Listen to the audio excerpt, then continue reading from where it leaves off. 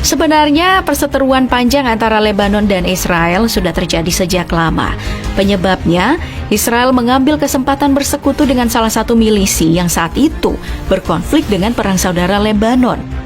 Israel pun semakin dibenci Lebanon setelah menduduki sebagian wilayah selatan Lebanon dari tahun 1982 sampai tahun 2000. Tapi lawan yang sebenarnya dari Israel bukanlah negara Lebanon, melainkan Hizbullah. Suriah juga menyatakan dukungannya terhadap Palestina.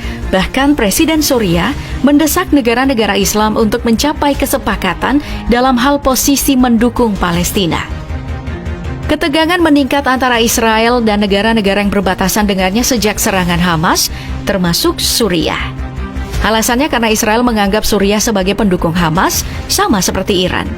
Merespon itu, Israel lalu menembakkan artileri dan mortir ke arah Suriah setelah Israel mengonfirmasi kalau roket-roket dari Suriah jatuh dan merusak ke wilayahnya.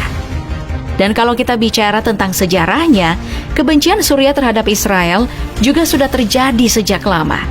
Bahkan, tepat 1 hari setelah Israel mendeklarasikan dirinya sebagai negara berdaulat, pasukan Suriah dan beberapa negara Muslim lain langsung menyerbu Israel. Di tengah gejolak, Arab Saudi juga mengambil langkah mendukung rakyat Palestina untuk mencapai hak sah mereka atas tanah di Yerusalem. Pernyataan ini disampaikan Pangeran MBS beberapa hari setelah gempuran Israel meningkat di jalur Gaza. Arab Saudi juga langsung merespon dengan menunda rencana normalisasi hubungan Israel yang harusnya sudah terlaksana dalam waktu dekat. Lebih jauh lagi, ini sekaligus mendorong Arab Saudi untuk terlibat dengan Iran. Bahkan, MBS disebut menerima panggilan telepon pertamanya dari Presiden Iran, Ebrahim Raisi, setelah dimediasi oleh Tiongkok untuk membahas perlunya mengakhiri kejahatan perang terhadap Palestina dan upaya mencari cara mencegah peningkatan kekerasan yang lebih luas di wilayah tersebut.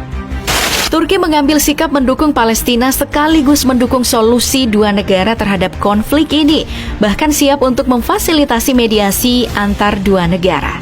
Tapi, dukungan tersebut terkesan setengah hati dibandingkan dukungannya kemarin-kemarin. Erdogan justru mengarahkan kritiknya ke Amerika Serikat yang mengerahkan armada kapalnya ke dekat Israel karena dinilai mau ikut campur dan malah memperburuk di jalur Gaza. Sikap setengah hati Turki ini disebut karena Turki telah menormalisasi hubungannya dengan Israel setelah bertahun-tahun bermusuhan. Sama dengan Mesir, meski menyatakan sikap juga mendukung Palestina, kenyataannya Mesir menolak gelombang pengungsi dari jalur Gaza yang hendak melarikan diri imbas serangan Israel dan hanya memberikan izin membuka perbatasannya untuk memudahkan pengiriman bantuan kemanusiaan kepada warga Gaza. Pihak Mesir justru menegaskan agar kedua belah pihak menyelesaikan permasalahan di dalam perbatasan sendiri. Sama dengan Turki, sikap setengah hati ini juga diduga karena normalisasi hubungan antara Mesir dengan Israel. Sementara Yordania mengumumkan kalau negaranya menyumbangkan 4,3 juta US dollar atau sekitar 67 miliar rupiah untuk warga Palestina. Raja Yordania juga mendesak Palestina merdeka bersama Israel agar perdamaian bisa terwujud di Timur Tengah. Sayangnya, solusi dua negara telah lama menjadi landasan upaya perdamaian internasional. Namun proses tersebut sudah hampir mati selama bertahun-tahun.